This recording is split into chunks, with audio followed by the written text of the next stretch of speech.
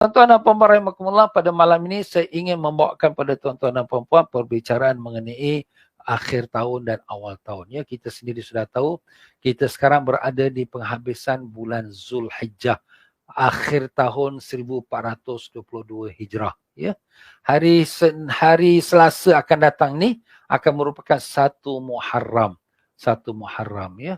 Jadi dengan itu hari Selasa akan datang, iaitu bertepatan 10 hari bulan Ogos, ialah hari yang kita katakan hari 1 Muharram. Jadi pada hari ini kita merupakan 24 Zulhijjah. Ya, 24 Zulhijjah.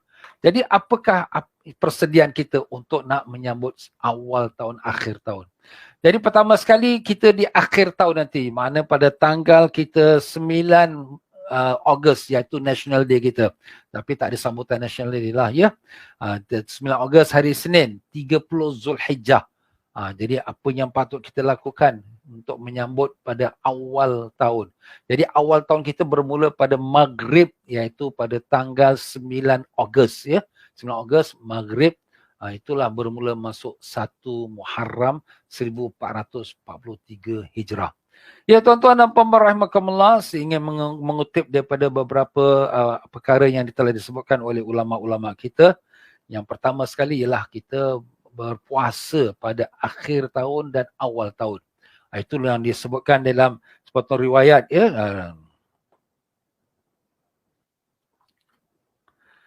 Bismillahirrahmanirrahim. Disunatkan untuk berpuasa pada hari pertama di bulan Muharram, sebagaimana juga disebutkan oleh Imam Ibn Hajar rahimahullah ta'ala, yang di mana sesiapa man sama akhir yaumin min Zulhijjah wa awwal yaumin min al-Muharram faqad khatama as-sanata al-madiyah wa iftataha as-sanata al-mustaqbala bisaum jalahu Allah kafarata 50 sana.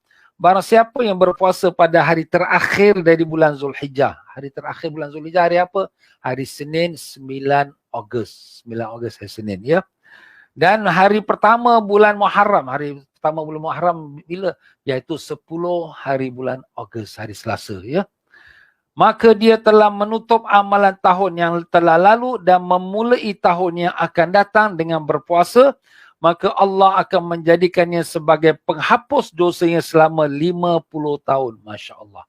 Hadis riwayat Imam Ibn Majah. Masya Allah, tabarakallah. Mana dihapuskan dosa 50 tahun.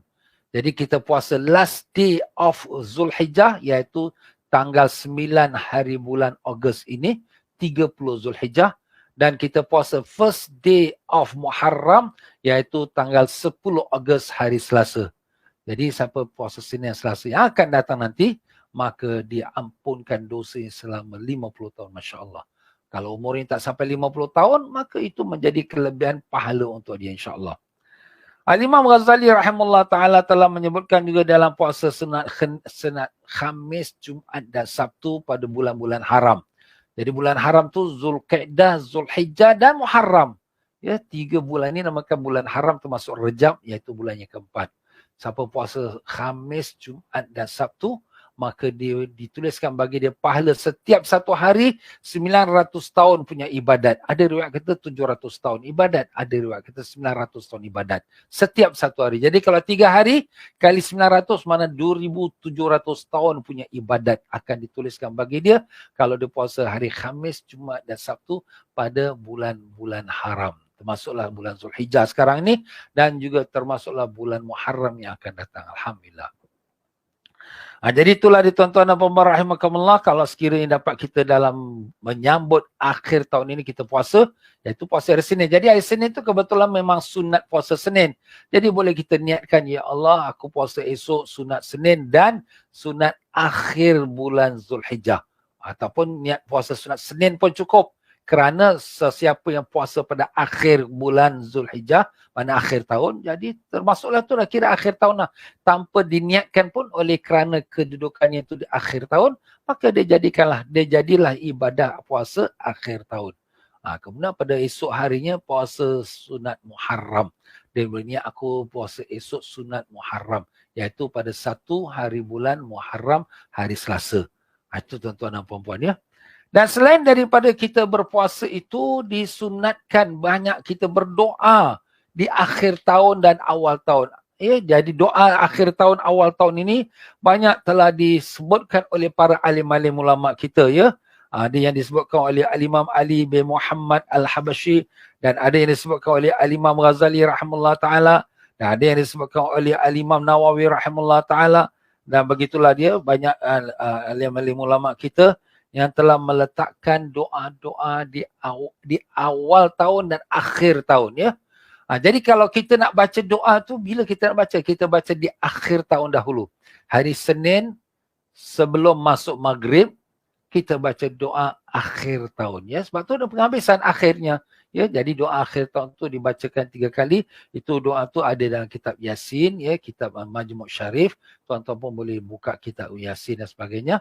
Dan kemudian lepas solat maghrib, lepas main sunat maghrib, bacalah pula doa awal tahun, insya-Allah. Jadi tuan-tuan dan puan-puan, insya-Allah pada hari Senin, iaitu pada tanggal 9 Ogos, kebetulan juga hari public holiday, insya-Allah saya sendiri akan memimpin majlis Maulidi Rasul sallallahu alaihi wasallam bersempena dengan akhir tahun, dan memimpin doa akhir tahun, dan selepas salat maghrib memimpin doa awal tahun, insya-Allah. Jadi tuan-tuan dan puan-puan, pada 9 Ogos iaitu hari Senin, insya-Allah yang akan datang. Jadi itulah dia tuan-tuan dan puan-puan beberapa pesanan ulama kita. Antara lain lagi selain daripada yang kita dah sebut tadi, ialah kita membaca apa yang kita termampu, iaitu pertama sebagaimana disarankan oleh ulama kita, baca ayatul kursi sebanyak 360 kali, Masya Allah. Dianjurkan untuk baca ayatul kursi 360 kali yang dimulai dengan basmalah bismillahirrahmanirrahim, Allahu la ilaha illa huwal qayyum, pada hari pertama dari bulan Muharram, hari pertama. Jadi pada hari Selasa, hari pertama bulan Muharram, baca 360 kali iaitu ayatul kursi. Jadi di sini disebutkan di sini, barang siapa yang melakukannya maka dia akan terjaga dari segala musibah dan dari segala sesuatu yang tidak dikehendakinya, dan terjaga dari gangguan syaitan pada tahunnya tersebut. Disebutkan oleh Syekh Abu Yasir Al-Khattan. Jadi tu tuan-tuan dan puan-puan, kelebihannya Allah pelihara kita daripada segala apa yang kita tak kendaki, dan apa segala perkara yang membawa pada musibah kepada diri kita, keluarga kita, harta kita semua, ya. 360 kali bersamaan dengan 365 hari setahun, iaitu kalau tahun Masihi, kalau tahun Hijrah 355 hari. Jadi kita baca 360 kali iaitu ayatul kursi pada hari pertama bulan Muharram.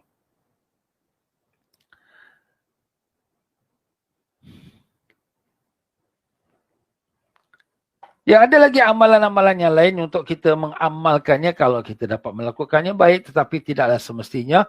Tapi kalau setidak-tidak kita membacakan banyak Al-Quran pada hari pertama bulan Muharram, selain daripada kita berpuasa, kita bersedekah, membuat amal-amal kebajikan supaya kita menjadi daripada golongan orang yang pada awal tahunnya beribadah kepada Allah Ta'ala. Ya, sebab apa kita ni bila permulaan tahun kita buat ibadat, akhir tahun pun kita buat ibadat, maka di tengah-tengah tahun segala dosa-dosa kita tu diampunkan oleh Allah Ta'ala selagi tak membuat dosa yang besar. Dosa besar tu kena bertaubatlah kepada Allah Ta'ala.